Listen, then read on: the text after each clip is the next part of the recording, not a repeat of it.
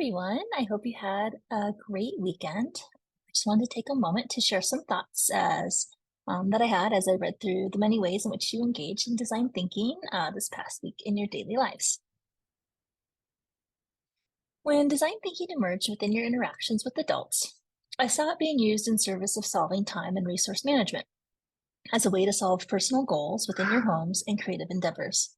Design thinking was being utilized in a more metacognitive manner as a lens through which to view the issue and solve in a collaborative way with those involved. Within your documentation of working with young children, design thinking showed up naturally, flexibly, and child-led. You shared examples of how this framework helped you solve an authentic problem with the children, as well as examples of how you used it as a lens in which to view and support children's capacity to problem solve.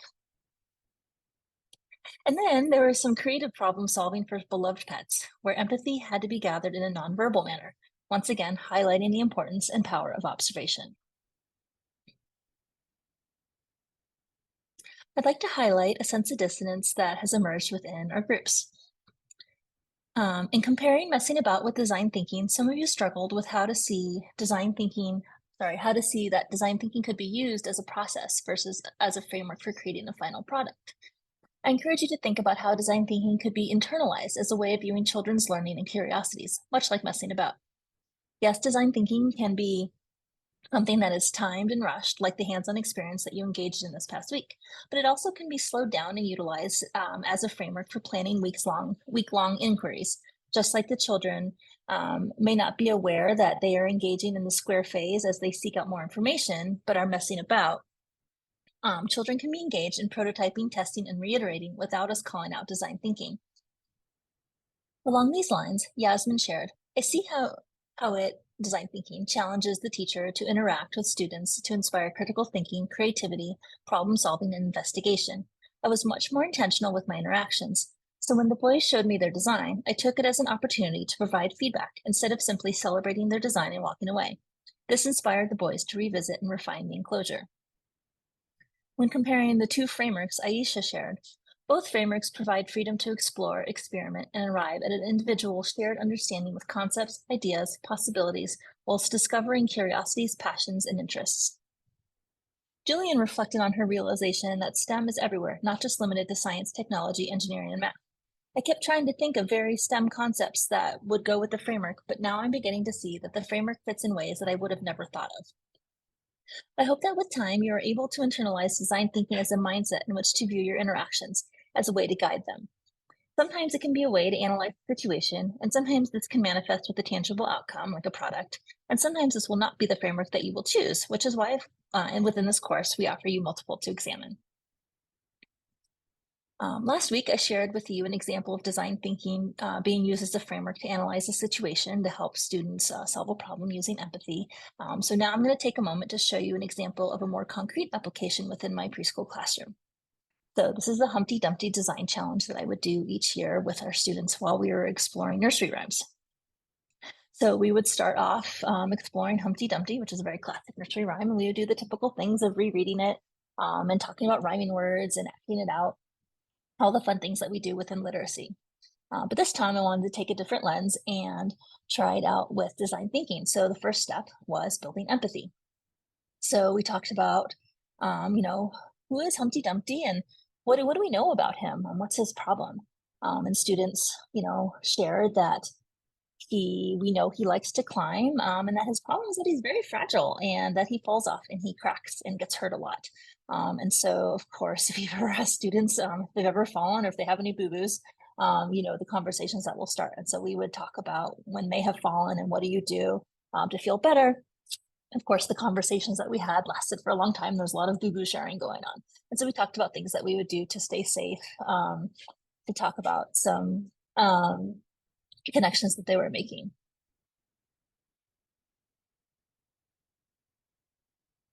Next, to continue with the empathy building, and this might even be like the same day or next day, we would be in a large group here. I would share some little videos that we had that Sesame Street had made around Humpty Dumpty, and this kind of brought him to life and shared more of his personality in that. that Humpty Dumpty liked to climb and he was an adventure seeker and he was not going to let his fragile nature stop him from doing the things that he loved. So this one on the left was kind of a classic exploration of him on the wall. And the one on the right was him wanting to play football. So the next step was coming up with the problem. And so this is our define stage. How might we design a way to keep Humpty Dumpty safe? We talked about what the problem was, and some of the students would talk about, well, we need to stop him from climbing the wall. But then we would go back to empathy and talk about, well, is that really the problem? Because Humpty Dumpty is an adventure seeker, right? And he likes to climb. So we're not going to be able to stop him from doing that. These are things that he likes to do. So really is we just need to help protect him. So when he makes these choices, he can be safe. And then we talked about all sorts of other things that people do that are dangerous, like sleeping on the side of a cliff here or rock climbing. And we talked about the different gear that people would use to stay safe. Of course, they would talk about helmets on their bike. And we would use those videos and the conversations that we had earlier to talk about things that they do to stay safe. And so then they would each come up with ideas of things they could do to protect Humpty Dumpty. So the next then would be the prototype phase. And this is something that I would bring out during choice time in our classroom, and I just put it out as a center as a choice. Now, this is a presentation that I also shared with families. So if they wanted to do this at home with their children, that they could. So there's a whole list of things that you could hopefully find around your house. Again, not to buy anything. And so I had many of these items available in our prototyping area of our classroom. So students would start to come up with their prototype and test them out. And so here is what this looked like in our classroom. We had the little cardboard brick for the wall. And of course, some students actually use the edge of the table as the wall to drop their egg off. And so they would test their prototypes to see if the egg would stay intact. And so you can tell we use the little plastic eggs, and they often would crack right in the middle. And so you can see this top left one here, student decided to tape it around the side, right, to keep her safe. And then, of course, the egg cartons, like we used it as a little chair. Some students made it as a helmet. You can see lots of bubble wrap. There's a ramp for him to fall. And so with bubble wrap at the bottom, so if he fell, it was a softer space. And so many iterations would happen within this area. So lots of prototyping and testing and reiteration. So yeah, so we would talk about it. Sometimes we would have conversations about what worked and what didn't work. And sometimes they would just keep going. They didn't even need to talk about it. They knew. So they would really get to know those materials well. And so that was really fun. So for me, jumping into design thinking with young children, so these students were 3 and 4. And I think a good entry point for me was hooking design thinking to children's literature. I feel like there was a really solid problem within children's literature to solve for. Another example that I used was the Gingerbread Man, and we were studying simple machines, and I would ask students to design a way to either catch or help the gingerbread man escape from the villagers using a simple machine. That was really fun. So I want to share a resource with you here that I found really useful as well, Making Tinkering with STEM. And they have a lot of books and connections there, just kind of a real tangible way to be guided through design thinking. So the example I just shared with you was probably a 2-week experience. And so know that it doesn't have to look like what we experienced in this course, which was, a 1-hour cycle through, right? So last week I shared that example of maybe a 3-minute interaction with students as they were solving a conflict together. This is a 2-week experience here. You guys have an hour. So really design thinking is super flexible. And so I hope that you find this is inspirational. All right. So next, you believe it, we're jumping into our last full cycle with the scientific method. It's such a fun cycle as well.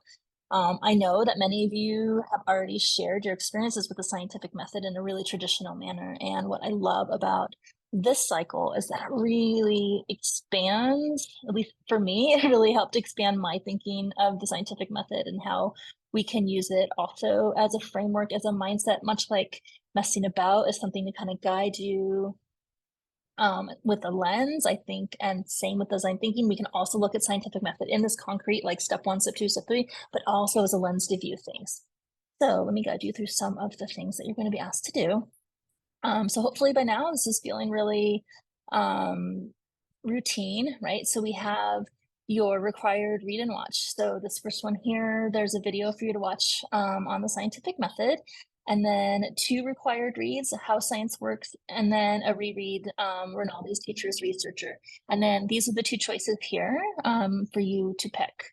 And then Wednesday, post your response, citing as many of these articles as you can, kind of put it all together, and then reply to your peers by Friday. And then we'll jump into the hands-on experience again. That's due Monday, and then the documentation daily life due the following Wednesday, and your peers on Friday. So let me just show you one more. Our next slide here. And so then here's a little snapshot, right? So if you just kind of want to take a peek at what that looks like. These, of course, these are within your course shell, and they're all hyperlinks, and they should work really well. So as always, reach out if you have any questions, and I hope you enjoy it as much as I do. So have a great week, and I can't wait to keep reading your thoughts.